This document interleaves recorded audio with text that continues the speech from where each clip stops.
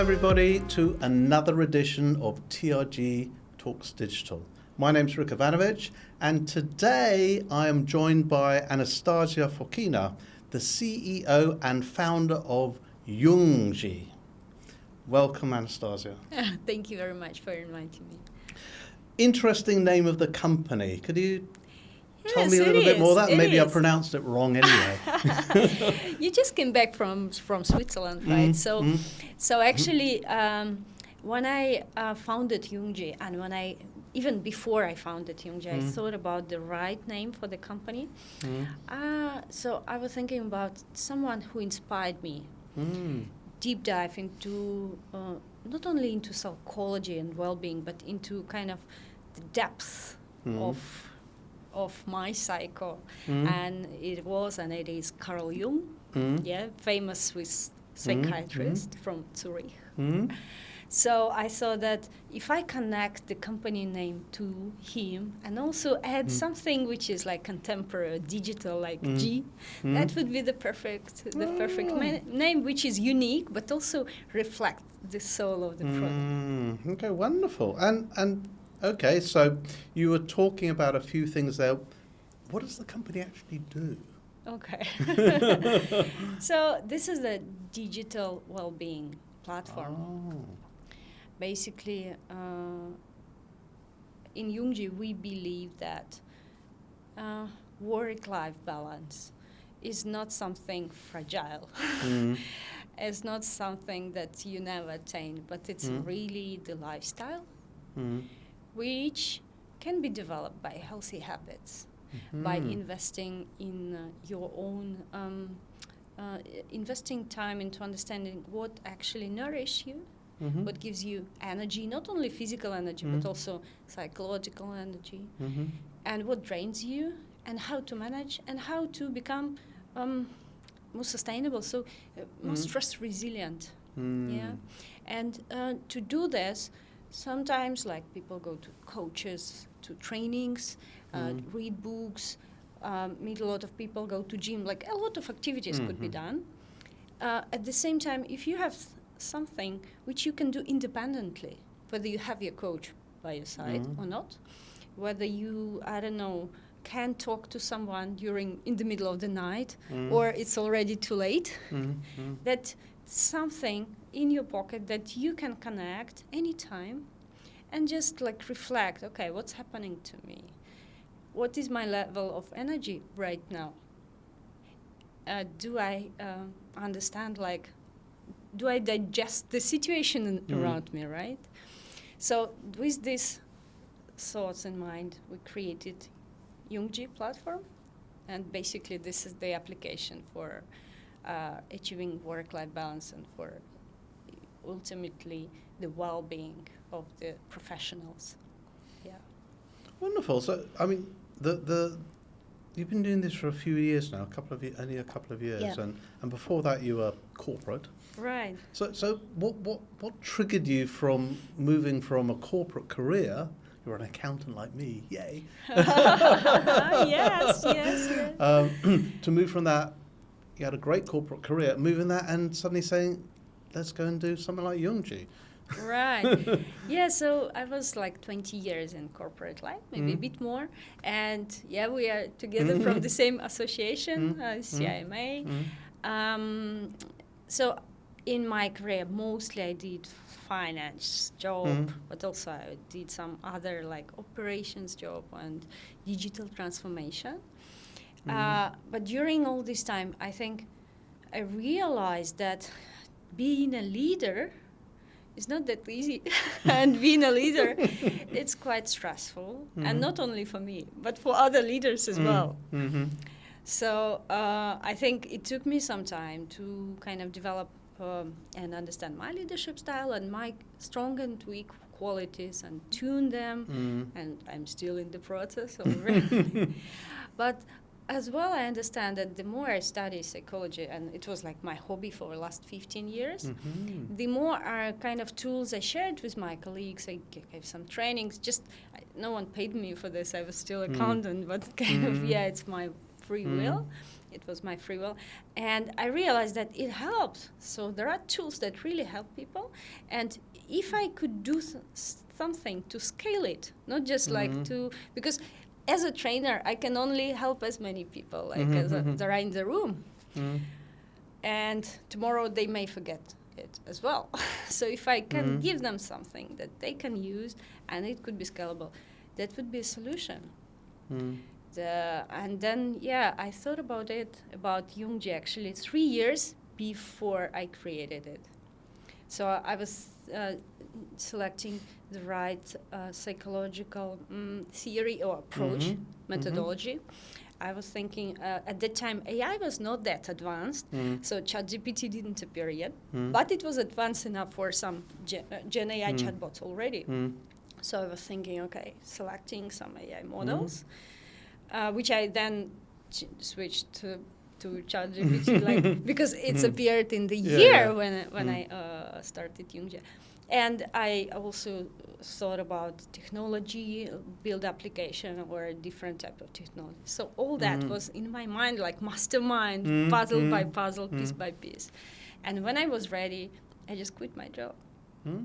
And next day, I already hired the first person.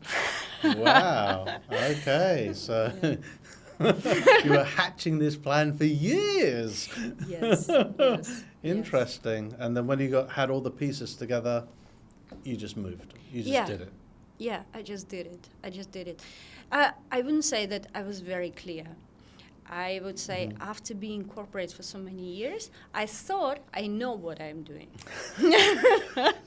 But being an entrepreneur, it's so different world. It is? And starting your own startup and doing everything for your startup, it's so different, Okay, so for the few years that you've been doing it, what has been the most important lesson that you've learned being an entrepreneur? Oh wow, there are so many of them. If you can only pick one. I think I realized it was one of the most expensive training I ever had in my life, and one of the most useful, because when you pay for it, for each mistake by your money, it's really engraved in your in your head. I learned a lot, really about leadership, about expectations from people, because different pool of people eligible to you when you're like solo entrepreneur and corporate. Also about time to implement. It's very different. Usually it takes 2 times more than you plan for tech platform. And marketing. I asked my boss when I was an accountant, like what I need to study, and my boss, like different bosses, they always told me, Anastasia, study marketing, and I was like always boring, like why marketing is so fluffy. But I realized we really need that, especially digital marketing. Okay, so did you listen to them and study before you made the leap? No. Oops. Yes. That's why maybe mistake was more expensive, or training was more expensive than planned. Okay, so maybe I already know the answer to this question. So what's one piece of advice that you would give to someone who is thinking of making that leap into entrepreneurship? Right. So I think you never can be fully prepared. But apart from just thinking about your dream and idea, it makes sense to invest some time and go and speak with some of the entrepreneurs, and also read some books like how to establish company, what are the pitfalls, like what could be potential problem. Because you have to be ready to overview business 360 degree, not just from finance point of view, not only from operation, but also from sales and so on. And probably having a co-founder with the right like fit, right culture, but also which could I forgot this word in English. Complement, Accompany you like and cover your weak sides. Yes. would just make sense. Just pragmatically makes sense. So do you have a co-founder that covers your... Right now, yes. Yes. But I had some journey before. Okay, so I know your platform's all around employee wellness, but Right. what's the challenge with employee wellness that we're really faced with these days? I think for now, still people don't realize that if we speak about the wellness or well-being as an anti-stress like solution or stress resilient solution, people don't realize that they're stressed actually. Or most of the people employees or professionals who have burnout, they don't realize they have burnout. And if you don't realize you have burnout, you never search for solution. You just don't think it's relevant for you.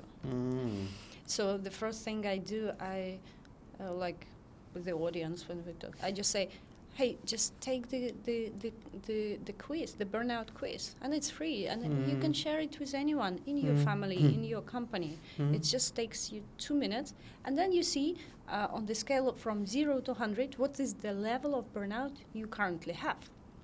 And it gives you, maybe it's quick, it's not that when you visit the clinical doctor, it's not that deep, but it gives you a good understanding where you are. And maybe you will understand something about yourself which you didn't know that actually have consequences. For example, we all can have problems with sleep sometime. Yeah, that our brains just never switch off, just can't stop thinking.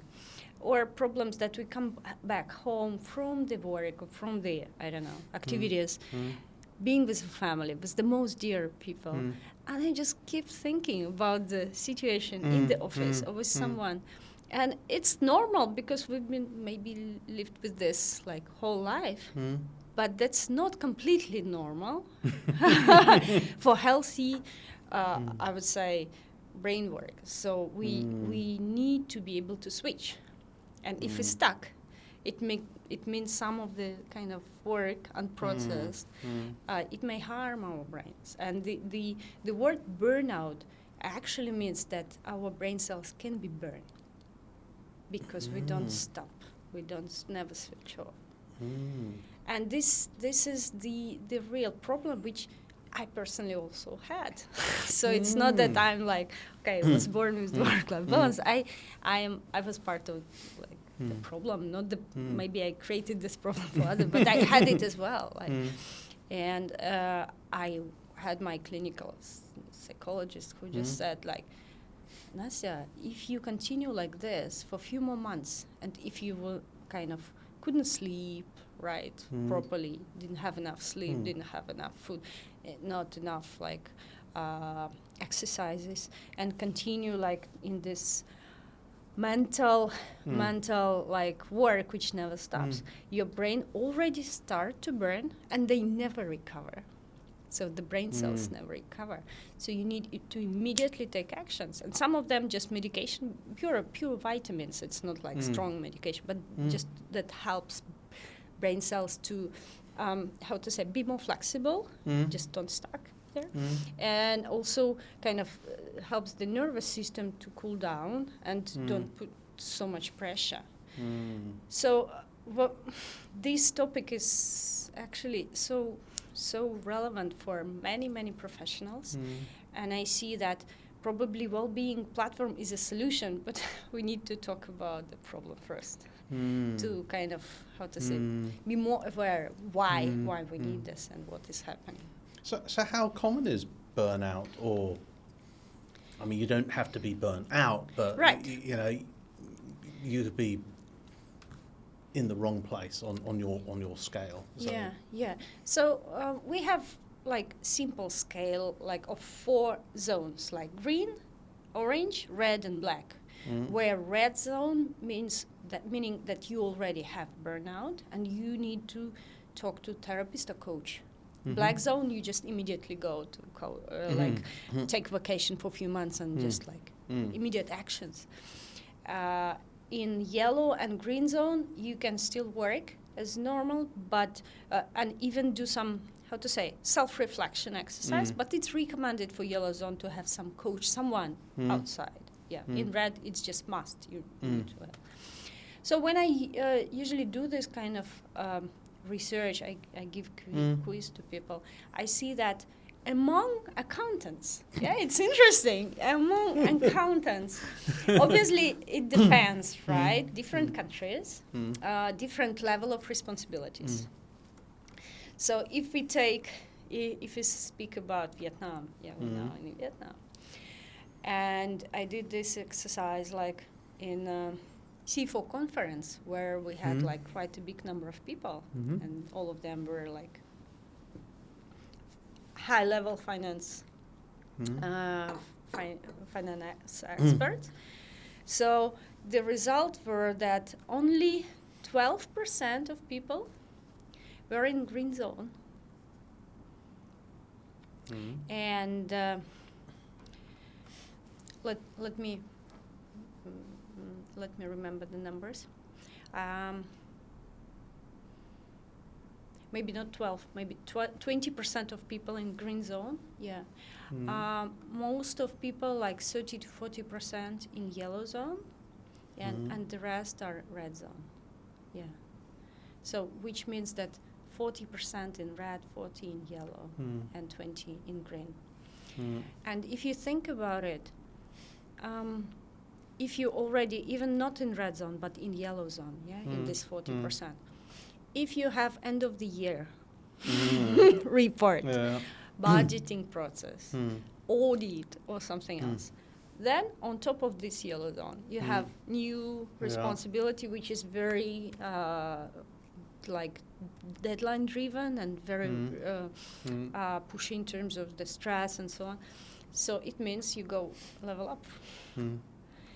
And so it's very easy to slide to red zone, which means that actually at any moment there could be 50% or more people around you in any company who either have burnout or they could be kind of, if they take another project, they will be burnout. Close, Yeah. And what actually happens once they hit that? So if you don't notice mental, triggers, then you will notice physical triggers, like you can't sleep. Maybe your digestion or appetite changes. Sometimes you don't want to eat or you eat too much. You might forget things because your brains are your like operational memory are over-consumed. It's like, when you're using PC and the memory is over-consumed, you just operate only current tasks and you can't open new app. Something like that. So for the current task, you're still operating, but something else, it just fall down from, you just don't remember, or you could be like miscalculating some of that. So basically the mental work capability decrease. And it's not forever, of course. If you like declutter, then it will be easier. But in the worst case, the brain cells, they still they burn. Okay, so it sounds like this is quite common, or too common.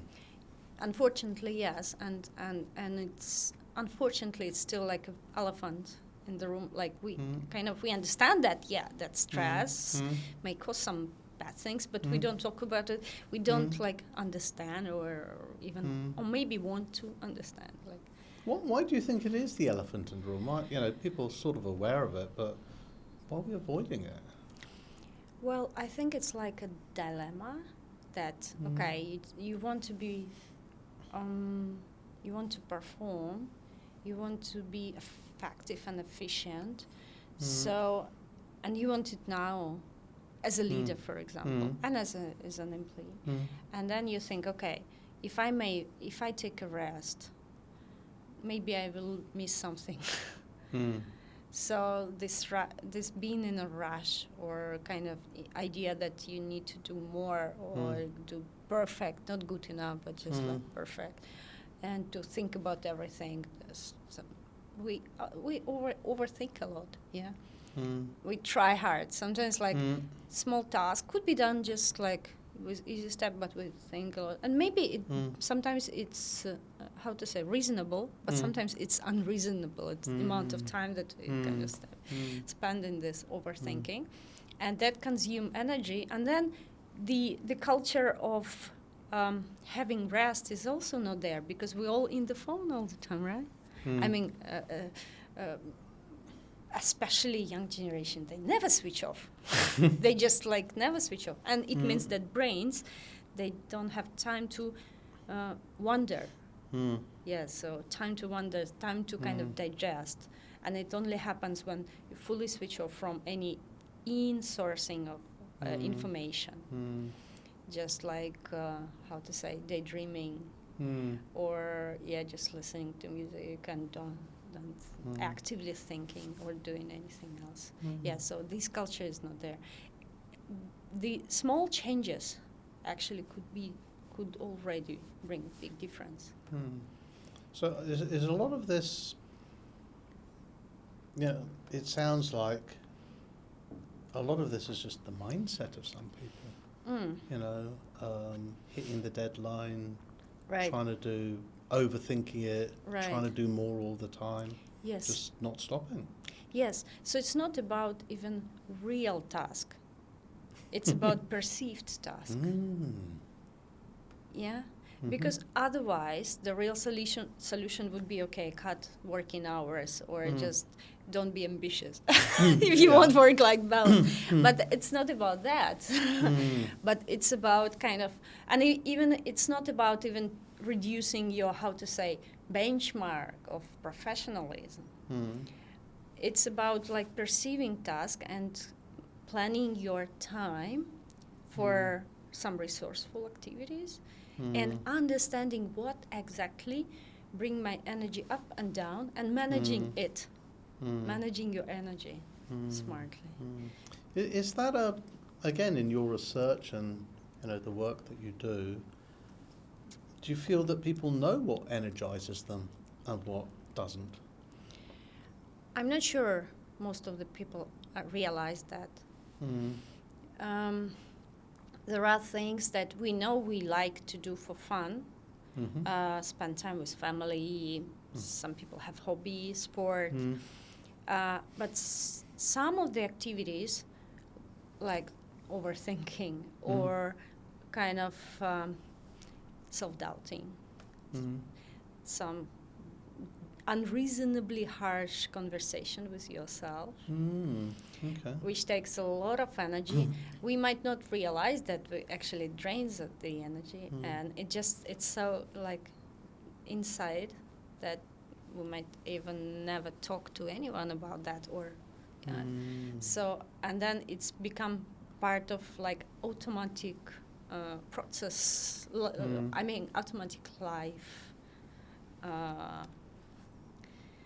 How to say it? Yeah.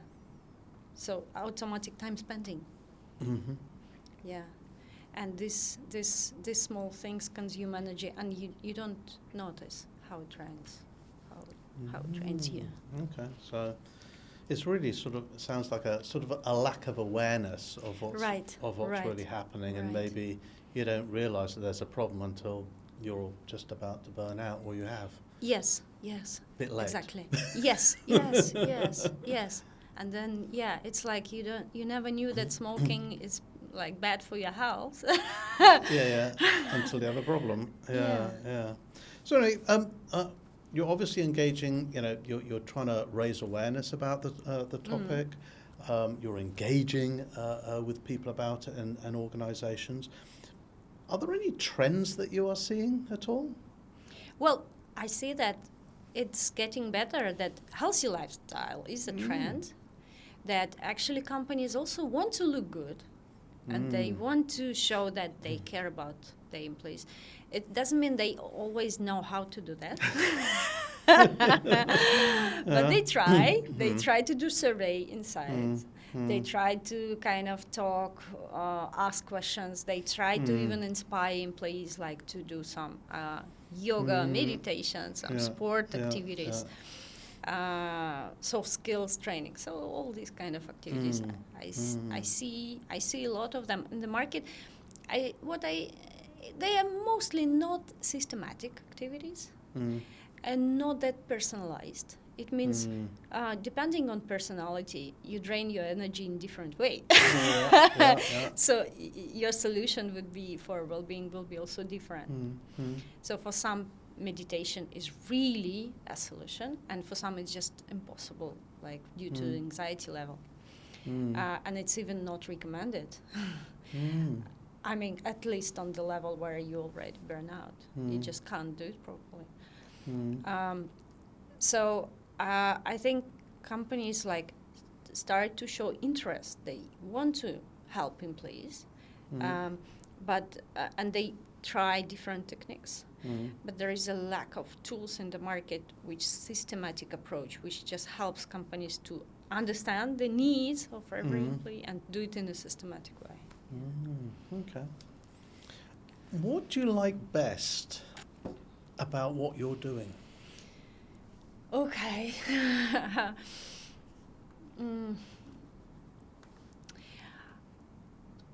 That's a very beautiful question.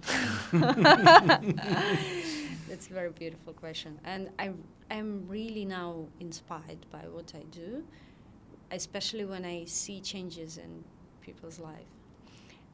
Especially when I talk to leaders, because their well-being not only affect them and their family, but also their team.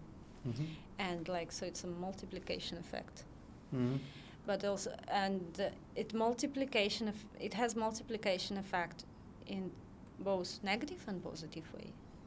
So if leader is stressed, then everyone will be like, oh my God, will suffer from that or feel that in some way. But when leader is educated and can help others to promote their well-being, then it's a positive multiplication.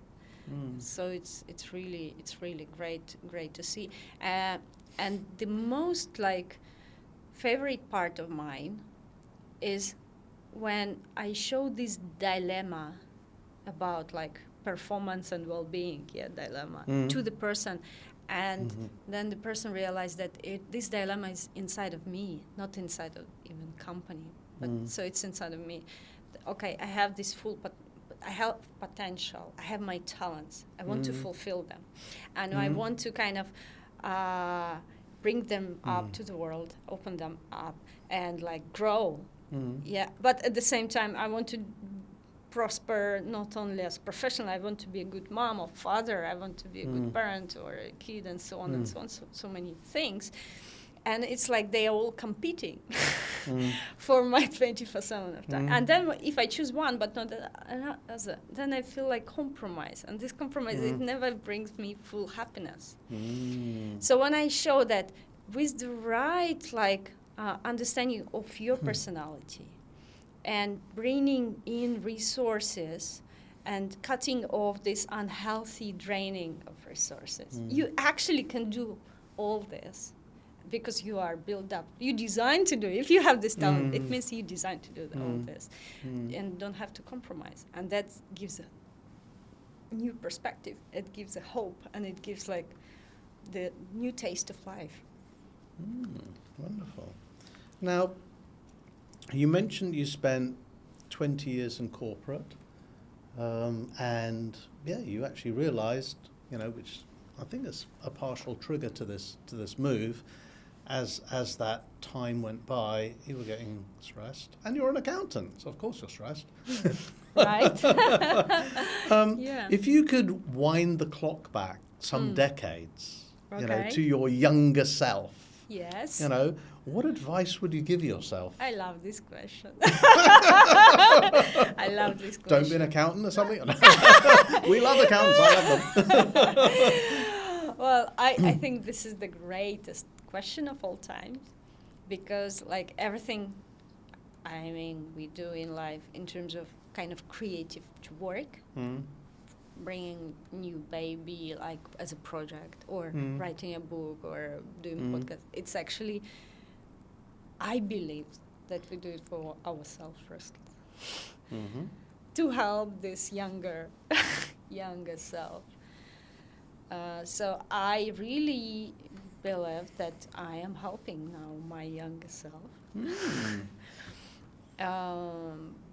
In the eyes of like other young leaders. So your question was, what advice would I give, or what kind of would I do what advice different? would you give to your, to yourself 20 years ago or whatever? Right. I was very scared. I was very scared. I was a very shy girl. I was diligent, but very shy. And I remember like I was working in bank, and I had to do some kind of paperwork for securities market, and sign them with the bank leaders, and it took so much energy from me just to knock on the door of the board director just to sign. I felt so awkward. Needless to say, like in other situations, very often I felt awkward, and I think it drained a lot of energy from me. And when I managed to succeed in something, I felt like, was it me, or like could it be with me? Could I really do this? So I actually, in every step I made, I doubted in myself, like, really, do I deserve that? Just like looking like, do I really deserve this? These people who gave me promotion, do they really understand that I might not deserve? Which is ridiculous if you think about that. Like, I invested so much time, and I still like, I didn't praise myself enough. Yeah. So I think being more kind of less overthinking, if it's possible. This is an advice, but I don't know if it's possible. But yeah, just be more confident that you can do this, and listening to your intuition.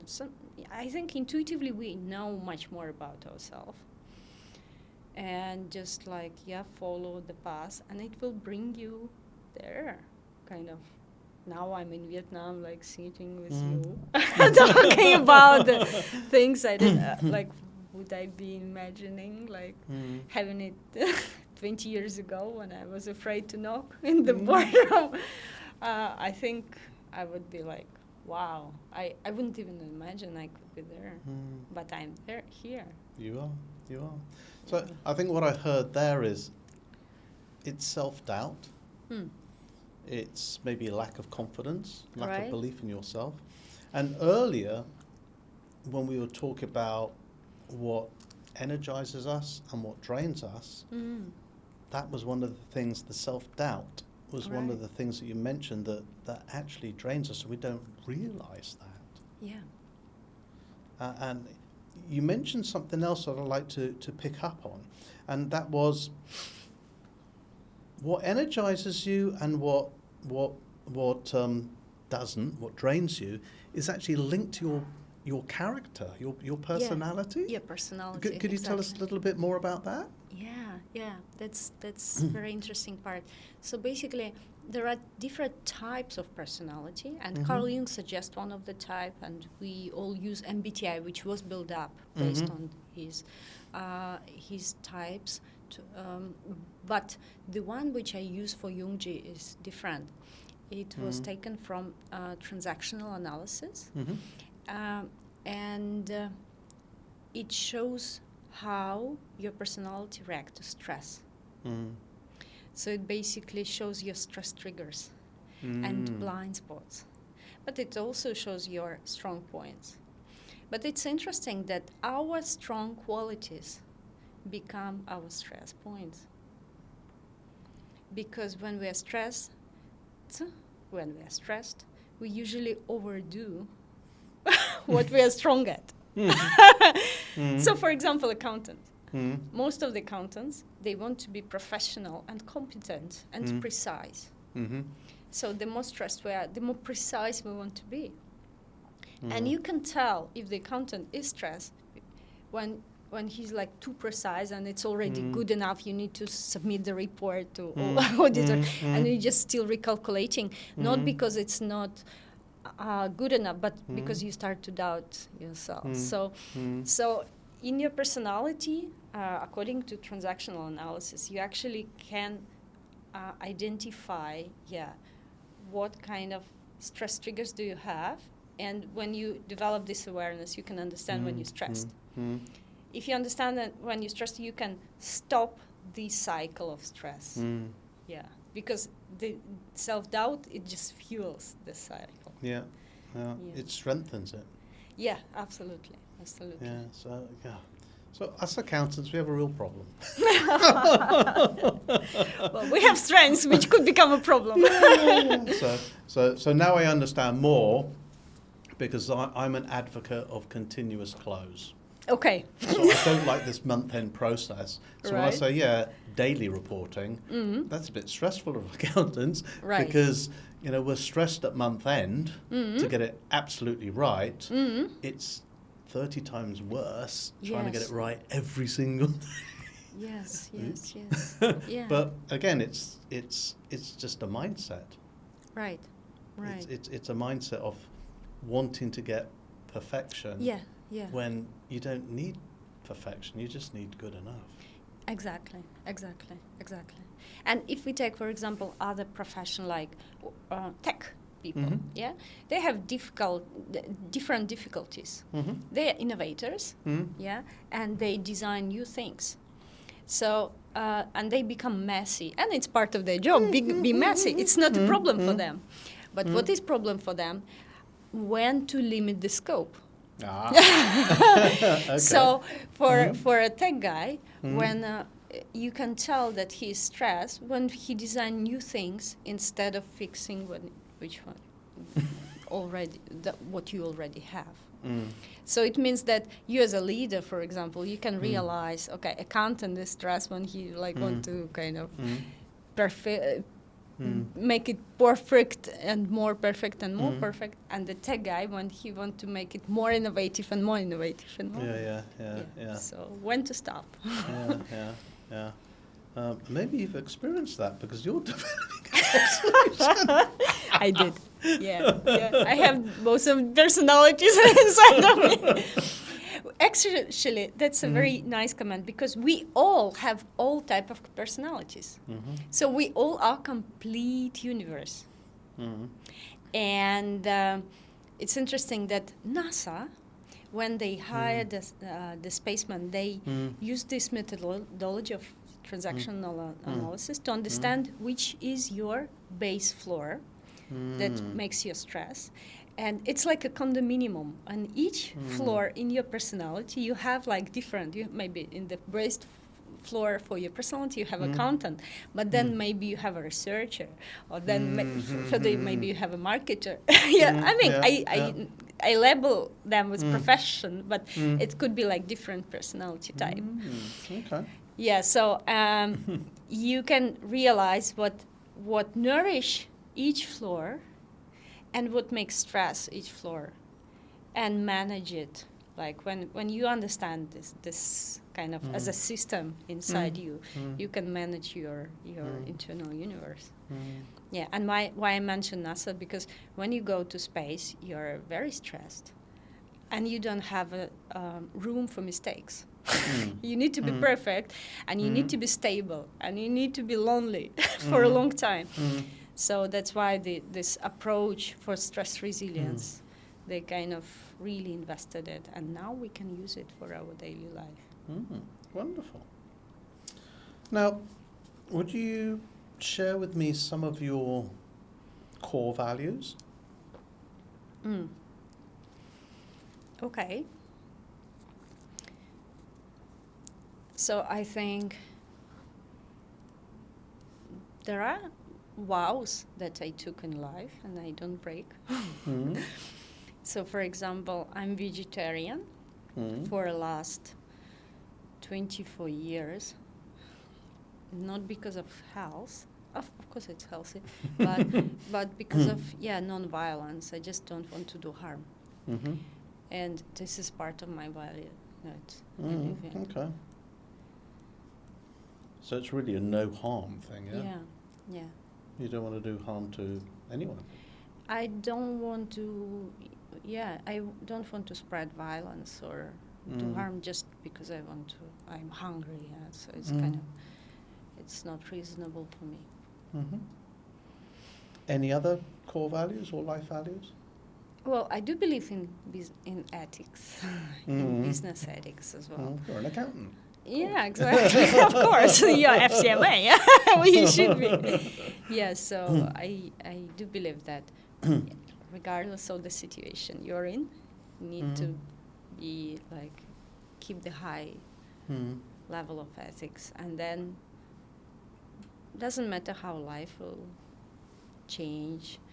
Yeah, at least at the end of the life, you will be satisfied that everything you did was the full heart and correct. So, what do people misunderstand about you the most? Okay. If anything. Okay. Well, I'm being native Russian. People have some conceptions about Russian and about culture of Russian, national characteristic. So sometimes people think that Russian are aggressive. And yet you're no harm. Yeah. So, but and with my face, because I'm Russian, I can show the face expression like Russians, but I don't, not that aggressive. So maybe that's misunderstood. And also because I was shy from my childhood. I'm not that shy now, but I sometimes more shy than I look. So sometimes people perceive me as a more open and confident and energized, which I'm not. Yeah, and I think that's also a misunderstanding. So people see you as more extroverted than you are. Right, much more extroverted. Do you consider yourself an extrovert No, or an introvert not at or all, an ambivert or a whatever? I am pure introvert. Okay. I mean, according to my understanding. Why are you smiling? This is misunderstanding. It's very, very, very interesting. Okay? Because I don't know if it's a coincidence, but the majority of people that we have invited onto this podcast to be introduced by me, despite me even thinking that many of them are very extroverted, literally none of them are. They're all introverts. Wow. So it's... And so, again, maybe I'm just bad at picking whether or maybe people are you're introverted. biased in your selection process. Possibly. Maybe I'm looking for people like me because I'm a mega introvert. Oh wow. And you kind of you sneeze, you can feel that. So anyway, it's just a coincidence. Interesting. Okay. So what makes you smile? Oh, a lot of things. I like funny jokes. Yeah. I think we shouldn't be that serious. And especially as accountant, we shouldn't be serious. These are accountant jokes. Right. I think 10 or 15 years ago, I had a boss. He was my CFO. I was at that time FP&A. And so every time he came to office, he told me, Nastya, why you not smile? Like something wrong happened? And he did it consistently. And I started to notice that, okay, maybe he's right. Maybe I should smile more. And it was not only about me, but about all other people. And I think he changed my perspective on being kind of, professional doesn't mean you should be serious all the time and keep the face. Yeah, so I think being like open and smiled, and it's much more fun and interesting. That's a great comment, because, you know, I am an accountant, as you know, and, you know, accountants, professionalism, I'm just sort of wondering whether we have this perception that we're supposed to look serious, and serious equals don't smile. I wonder where that came from. I have no idea. It's not in the SEMA code, right? Nothing to do with SEMA. Sorry, SEMA. Okay. If you could be remembered for only one thing, what would you like to be remembered for? Meaning when I die. Yes. What will be written in my grave? Could do. Could be. Okay. Sort of a legacy thing, this is, really. Okay. That's very pathetic question. It's all very psychological today, isn't it? It is. Every time you, uncover your life scenario, you should imagine your grave and what is written. So I did it so many times, and then I saw that, okay, this I don't want to be written. So now I know what I don't want to be written rather than what. You have to think of the other side, Yeah.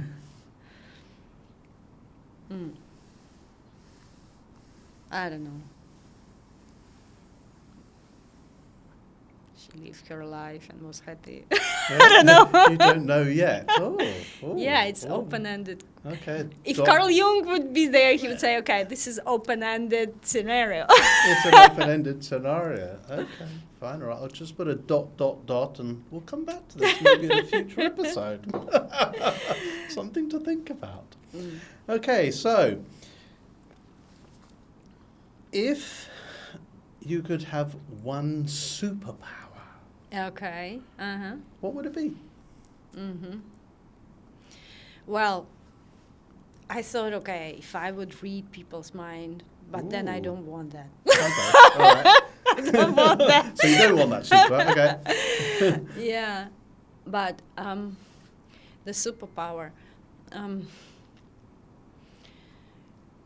If I could,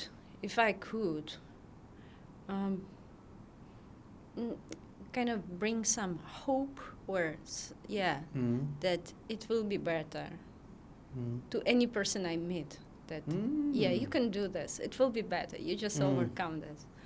Then it would be great, because we are much more powerful than we think. And when we are in this, in this powerful mindset rather than limited mindset, we actually can overcome much more than we even do. So if I can, with my superpower, bring this, you can do this, that would be wonderful. Yeah. That's great. So, can you tell us something about yourself that most people do not know? Ha ha ha. And since That's you don't not- know it, hopefully it's the truth. That's not according to the script. Is it? That's one of my questions. Most of people or no people? Sorry? Most of people or no one? It's just something about yourself that most people don't know. Most people. Most could be no one to you. Okay. Okay.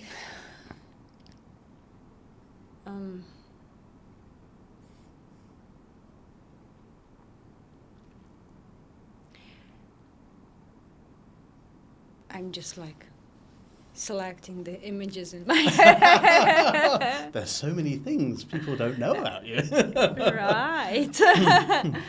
Yes.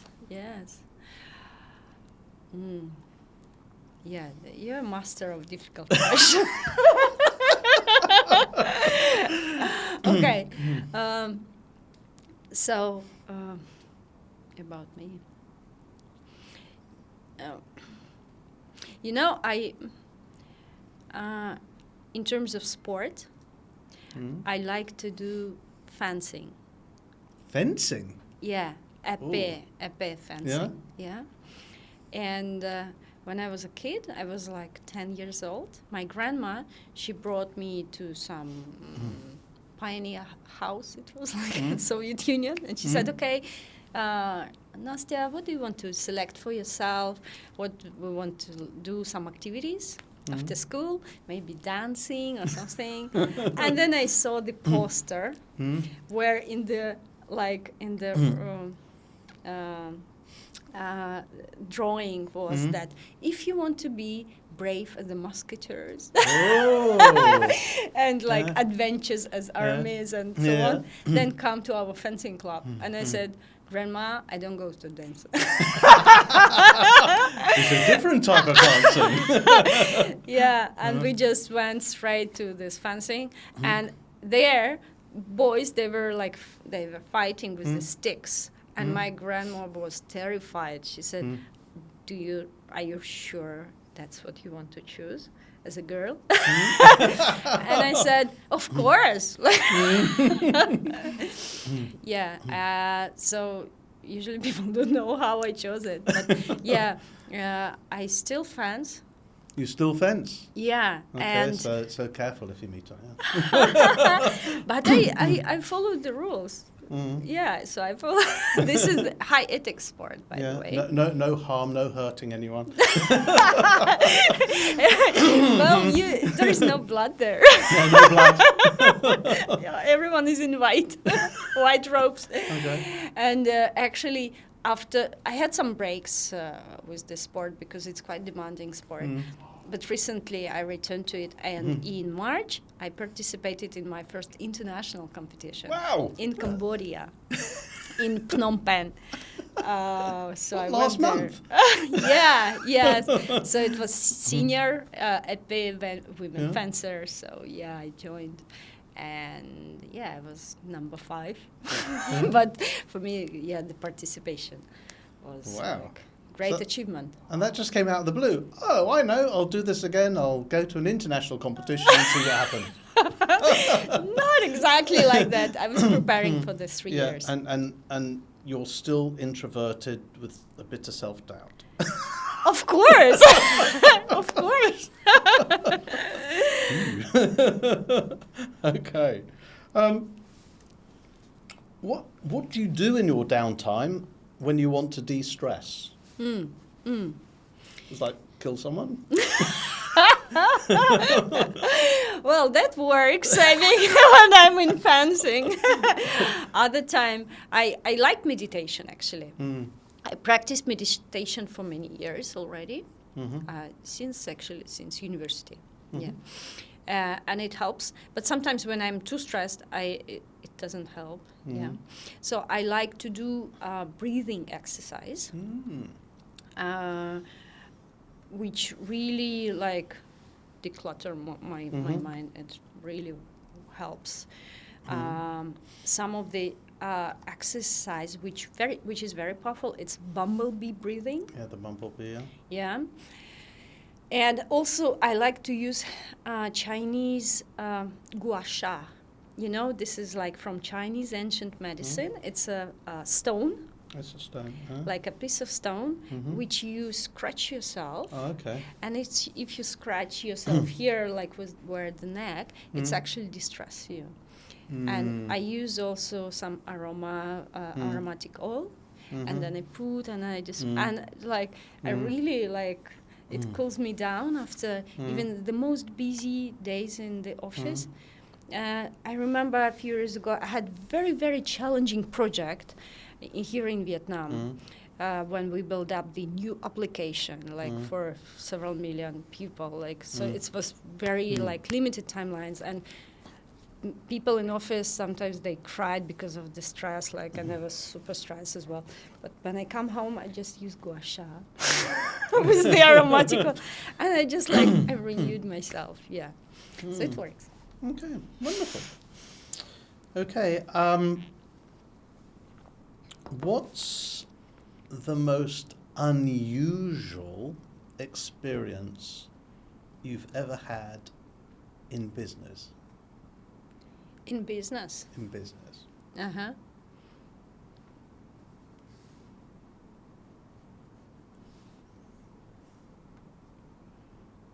You know,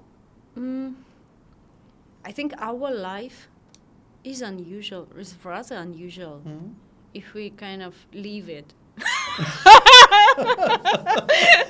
I mean, if you kind of don't go like a robot just meeting people. And I like the way you talk, like the way you interview. You just really uncover and you kind of you see the personality and you want to get inside and just like, okay, who are you there? No, I'm Who is not a there? psychologist. Yeah, not yet. Not at all. Yeah, but then when the kind of two souls meet, this connection happens. This is unusual because it's really like, wow, it's a very, how to say, that's a very memorable moment when connection happens. So I think meeting people like yourself, or having this kind of deep conversation is not common in office because we don't have time for this and because of formality. But when it happens, I think that's very unusual and that's very memorable and that's very powerful moments that I remember from my career as well. Yeah, having these deep conversations with someone interesting. So thank you. Now, if people want to get hold of you, where can they find you? Okay. How do they contact you? Yeah. So in LinkedIn, I'm as Anastasia Fokina. Okay. But also Jungji.net. Yeah, Okay. is my company website. I have my own website as well, airforleaders.com. Because I wrote a book, Leader Breathe Deeply, but it's not in English yet. It's in Russian and Vietnamese. Okay. And so this breathing exercises, which I do, and like breathing deeply, it's a big, how to say,